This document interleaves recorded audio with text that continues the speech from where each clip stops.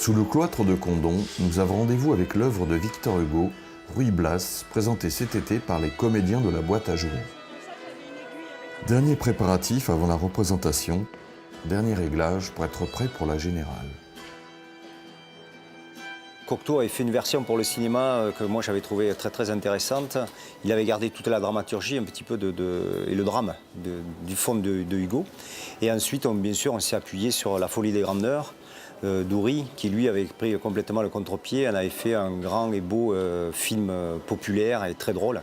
Voilà, donc on s'est servi un petit peu de ces trois textes-là pour essayer de faire un mix, tout en gardant vraiment l'esprit d'Hugo et, voilà, et finir sur cette pièce qui reste quand même un drame, mais où on y rit beaucoup. Seigneur, c'est la crise. Cette année, la récolte a été très mauvaise. Les gens de nos campagnes sont de plus en plus pauvres. Quelle disgrâce! Mais c'est normal. Les pauvres, c'est fait pour être très pauvres. Et les riches, très riches. Et maintenant, Miguel, flatte-moi. Faire un méchant, c'est toujours jubilatoire. Et celui-là, la difficulté, c'est qu'il fallait quand même qu'il ait un côté un peu cartoonesque, un peu le méchant qu'on aime aimer, quoi. Où, voilà, il faut qu'on le déteste, mais il faut qu'il nous fasse rire. Et après, il ne fallait pas tomber non plus dans ce qui a été fait avant sur ce personnage au niveau du parti pris de La folie des grandeurs. Puisqu'il faut quand même que ça reste une pièce grave, qu'on est resté sur Ruy Blas de Victor Hugo, même si on fait des allusions à ce qui a été fait avec Cocteau et Gérard Houry. Voilà, la difficulté, c'était celle-là. Être méchant, mais tout en faisant rire. Et donc, plutôt la méchanceté est dans l'énergie. Il est plutôt méprisant que méchant, on va dire.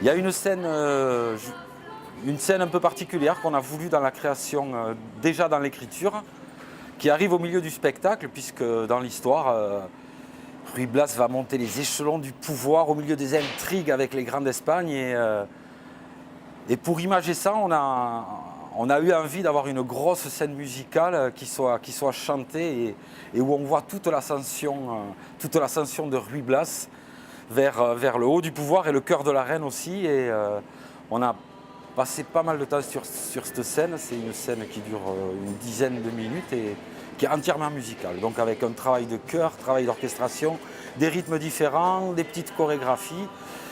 J'espère que tout ça sera bien reçu par le public. Je pense que oui, ça va être assez chouette.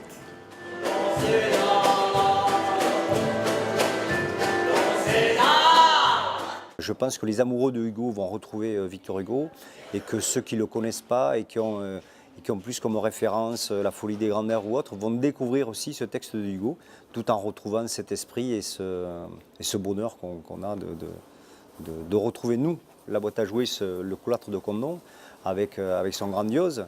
Mais voilà, on a voulu rester un petit peu dans l'esprit de ce qu'on a fait jusqu'à maintenant en allant un petit peu plus loin dans l'œuvre théâtrale.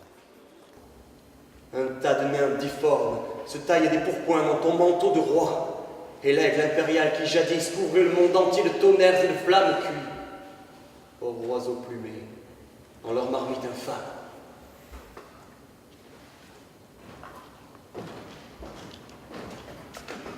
Monsieur, je vous présente ma démission. Et moi la mienne. Très bien. Vous partirez demain, vous et votre famille, en Andalousie.